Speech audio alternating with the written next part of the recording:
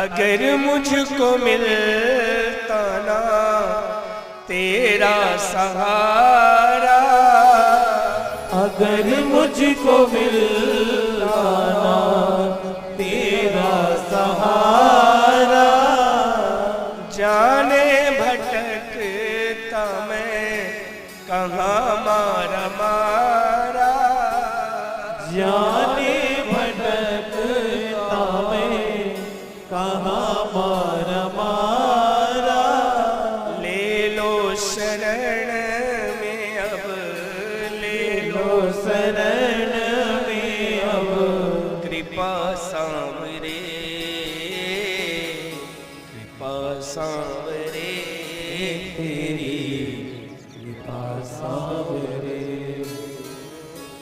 लेकिन भगवान पहले ऐसे स्वीकार नहीं करता महाराज। गिराता बहुत है उठाने से पहले, गिराता बहुत है उठाने से पहले। ये गोपियों की भगवान ने परीक्षा ली, पतिव्रता का धर्म बताया। एक गोपी खड़ी हुई तो कहा कन्हैया तुम बहुत बोल चुके, अब हम थोड़ा सा बोल लें। हाँ बोलो, तुम भी बोलो। तो गोपी ने कहा प्रभु ये बताओ, एक गांव में एक पतिव्रता पत्नी थी, तो एक बार उसका पति विदेश जाने लगा, तो पत्नी ने कहा स्वामी आप चले जाओगे तो ये बताओ मैं किसके सहारे रहूंगी। तो पति ने अपनी फोटो दे दी, किस फोटो को रख, अब तो इसी को देखना, इसी की सेवा करना और इसी के सहारे रहना। और वो पत्नी पति के फोटो को लेकर उसी के सहारे जीने लगी। कई वर्ष बीत गए और एक दिन ये फोटो वाले पति की सेवा कर रही थी, तभी दरवाजे पर इसका असली पति दस्तक दे दिया। अब बताओ कन्हैया इसको क्या करना चाहिए?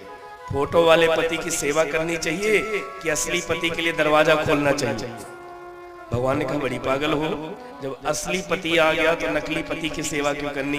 गोपियां ताली बजाकर हंस पड़ी कि जब जन्म जन्म के पति तुम आ गए तो नकली पतियों की सेवा क्यों करनी? तुम हो एक अगोचर सबके प्राणपति, स्वामी सबके प्राणपति, किस विधि मिलाऊं दया मैं, किस विधि मिलो कृपा में, तुमको मैं कुमति। ओम जय जगदीश हरे। और मीरा ने भी इसी शब्द को कहा, ऐसे वर को क्या वरूं जो जन्मे और मर जाए, बरबरियो घनश्याम जो जासो चुलड़ो अमर भरी जाए। जैसे ये भाव रखा, गोपियों के नेत्रों से झरझर अश्रु गिरने लगे कि तुम तो हमारे जन्म जन्म के पति हो। और जब ये भाव रखा, भगवान ने एक साथ कई रूप धारण कर लिए और सभी गोपियों को भगवान ने हृदय से लगा लिया और गोपियों के साथ भगवान महारास करने लगे। और जैसे ही महारास प्रारंभ हुआ तो पता है गोपियों के मन में अभिमान आ गया। कई बार भगवान को पाने के बाद भी अभिमान आ जाता है। एक बात बताएं महाराज, स्वाभिमानी होना अच्छी बात है, अभिमानी होना अच्छी बात नहीं है। अभिमान और स्वाभिमान दोनों में अंतर है। अभिमान कभी व्यक्ति को उठने नहीं देता, ध्यान से सुनिएगा। अभिमान व्यक्ति को कभी उठने नहीं देता और स्वाभिमान व्यक्ति को कभी गिरने नहीं देता। इसलिए स्वाभिमानी होना आवश्यक है, अभिमानी होना आवश्यक नहीं है महाराज। स्वाभिमानी होइए, स्वावलंबी बनिए। स्वतंत्र होना अलग बात है और स्वच्छंद होना अलग बात है। आज का युवा वर्ग स्वतंत्र नहीं होना चाहता, आज का युवा वर्ग स्वच्छंद होना चाहता है। स्वतंत्रता, अपने बच्चों को स्वतंत्रता दीजिए लेकिन स्वच्छंदता मत दीजिए। स्वच्छंदता का मतलब एकदम उनको छोड़ मत दीजिए।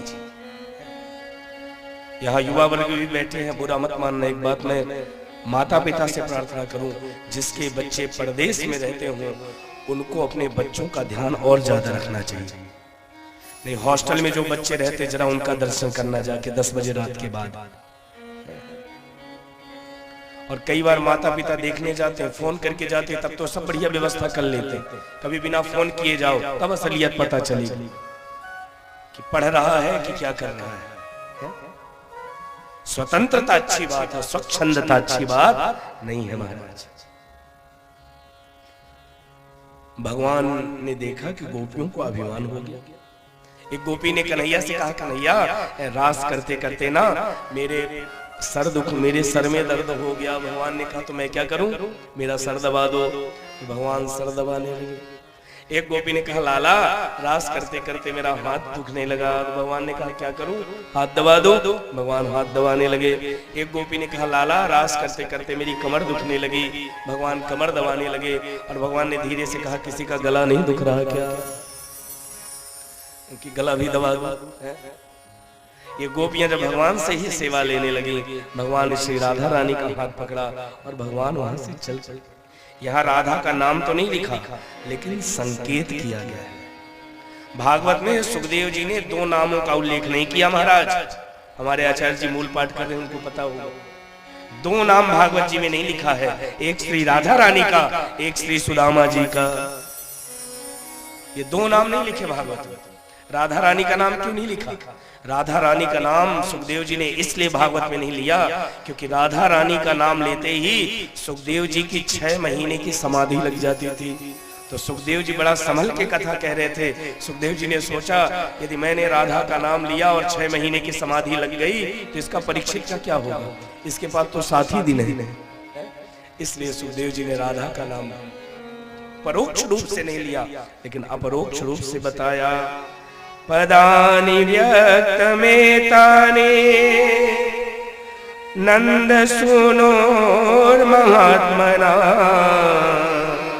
लक्ष्यन्ते हि ध्वजाम्भोज भजाम्रं कुशवयादभिः तस्तै पदैस्तपदवीमान् वीक्षतोऽग्रतो बलात् वद्वा पदैः सुपृक्तानि विलोक्यार्णा संयुक्तवम्। अब जरा इसका अर्थ सुनिए। ये गोपियां कृष्ण को ढूंढने लगी महाराज। एक बात बताएं, वियोग राम के भी जीवन में आया और गोपियों के भी जीवन में आया। राम के जीवन में वियोग आया जब माता सीता चली गई, और गोपियों के जीवन में वियोग आया जब कृष्ण चले गए। दोनों की दशा एक जैसी है महाराज। वहां प्रिया का वियोग था, यहाँ प्रियतम का वियोग है। वहां प्रिया का वियोग था और यहाँ प्रियतम का वियोग था। जैसे जब सीता जी का